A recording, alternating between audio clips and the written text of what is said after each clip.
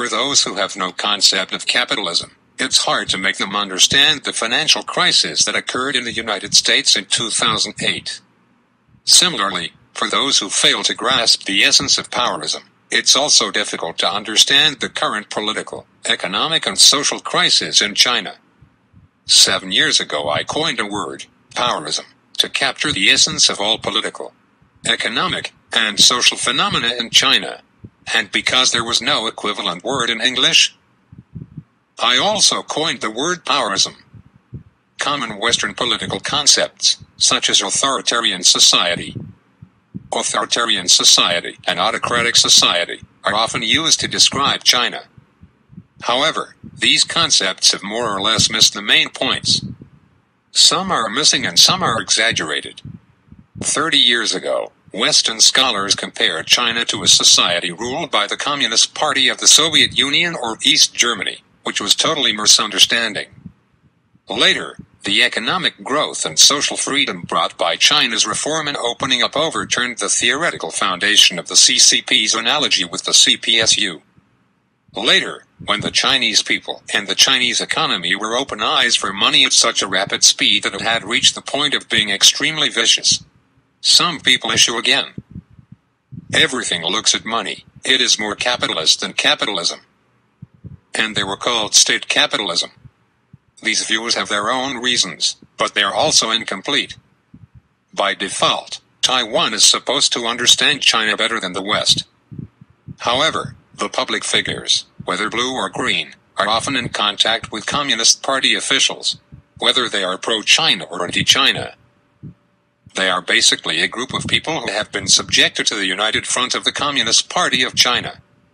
They just have different positive and negative reactions to the content of the United Front. As a result, most of the analytical techniques used by Taiwan's academia and media today come from Western viewpoints. They are either love or hate. In any case, there are two factions in the West, each taking what they want. Here a little explanation of what is Powerism. Literally, power as essence is very well understood. But what can be called as essence, let me explain it here in market language. As the saying goes, know the people in the face but don't know the heart. It refers to one's essence, which cannot be seen in general, only when one is forced into a corner or faced with a decision. Everyone has his first reaction to a situation, but his real first reaction will not show up in a social or organizational context. So it is useless to listen to what is said until the critical moment when he met. Judging what he does would be accurate. That is the essence of this person. Therefore, the Powerism means that the vast majority of people living in China today, dare not say all, ranging from politics and economy to living conditions, have the first reaction is based on power calculation, rather than money calculation. In other words, first of all, you have to be clear about who is in higher and lower positions of power, and who is strong and who is weak, and then make a corresponding social or organizational response. The wise ones will reason accordingly, and the vulgar ones may speak directly about the interests. Take a little example. In meetings in China, regardless of official or people, one sits in front of the front will have more power, and the one most closer to the leader will have the more power. The same is true in Taiwan's officialdom, but there are few such taboos among the people. Let me give you another case in life. Beijing is the high point of Powerism in China. Any one luxury 5-star hotels run by Chinese people, no matter how luxurious the lobby or elevator is, but if you take the elevator down to the parking lot, you will be shocked. The elevator is like two worlds inside and outside. The parking lot is usually dark and cluttered. Why? Because the one in the back seat are upper class, and usually get off at the front door of the hotel. Parking lot is for drivers, and have nothing with C to do with, so you can ignore them casually. The above are only two very small slices of the Powerism response, but we can see the full picture from this slight point of view. Let's check with another slice. We all know that in China, we have to say that when C. It doesn't matter if you have the relationship, it does matter if you don't have the relationship. But what is Guanxi? The word Guanxi is much more learned. It is not a human, not a feeling, not even a friendship. It is the knowledge of dealing with affairs that are weighed and intertwined by power and position. In the People's Liberation Army, buying and selling officials is not only a matter of having money, but also having connections. That is, if you want to buy a third-level official, it is not enough just to have a relationship with a second-level official. You must first get through to your superiors. Make him say hello to your superiors, then your superiors will be able to dare to charge you money. Another example is that if your child wants to go to a well-known kindergarten, besides the money called sponsorship fee, but also to open up the relationship between the principal, then the undertaker will dare to release the narrow gate. One more case, if you are a doctor in a hospital, the principal thinks who will not sick? You will always have to own the bed in the future. Suppressing power by power and exchanging power by power is the essence of C and the underlying logic of corruption from top to bottom. None of the above is the point. The real point is, in China, authoritarianism, which originally existed in a large number of imperial Chinese cultures, has penetrated every organization, every mechanism, and even every person's bone marrow texture after 60 years of Communist Party enlightenment. From the Political Bureau of the CCP Central Committee, the Public Security Bureau, the Procuratorate, the court system, the state-owned enterprises, to private enterprises, industrial and commercial urban management, and even the residence committees of a small district. All of them operate under the Powerism-based reaction. There is a misunderstanding among outsiders that China's economic growth over the years has relied on the application of capitalism. In fact, it has depended on the activation and marketization of power.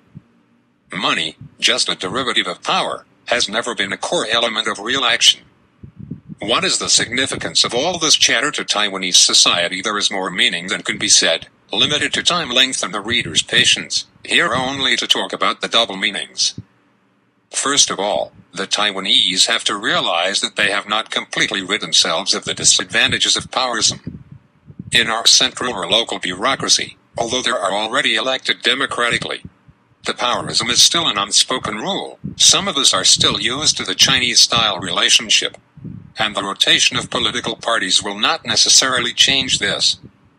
It must be up to the younger generation to get rid of the bad habits.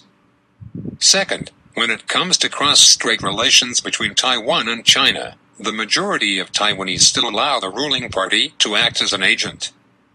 As a matter of principle, since the ruling party is elected, it is supposed to represent the will of the people. However, Taiwan's ruling party, blue or green, has traditionally treated cross-strait relations as a negotiation between political parties. The problem is that if Taiwan's officials are picked at one of the 10,000, the other is picked at one of the 600,000. China's population is 60 times that of Taiwan. So even if the Chinese side only sends middle-level representatives, its IQ, speech, insight, argumentative ability, and affinity will let all Taiwan's representatives feel amazing. Its expression of goodwill is easily listened to by the Taiwan side. However, don't forget that Chinese officialdom is a field of 100% authoritarianism arena, in which the top officials, and even senior officials, regardless of their personal opinions, will immediately return to the central team as soon as the whistle is blown. Any past feelings, friendship, policy attitude, can be instantly disappeared. Under the Powerism of China, the Taiwan government must learn one thing: cross-strait relations cannot be imagined as dealings between political parties, but between the government Taiwan and political parties CCP. No matter who Taiwan's governments deal with, you are dealing with the most powerful person in that party. Moreover, it is not necessary to study the character, will and likes and dislikes of the most powerful person, because he is also a person in the Powerism, and his personal character, will and likes and dislikes will not work at the crucial moment. Taiwan only needs to be aware of its power situation at any time and deal with it. This kind of understanding of China's perspective and skills is exactly what Taiwan now lacks most, and it is also one of the factors contributing to the increasing tension between the two sides of the Taiwan Strait. One of the most important things that the people of Taiwan need to learn is that, despite the chaos in the process, Taiwan is evolving from Powerism to humanism. This point is far beyond the reach of China today. We have to believe in human nature. 70 years ago in China, there was still a lot of humanistic spirit in society, and this spirit is now being awakened. Taiwan is the coordinates for it. This is the dealings between the people and the people, and is not something that any ruling party can represent.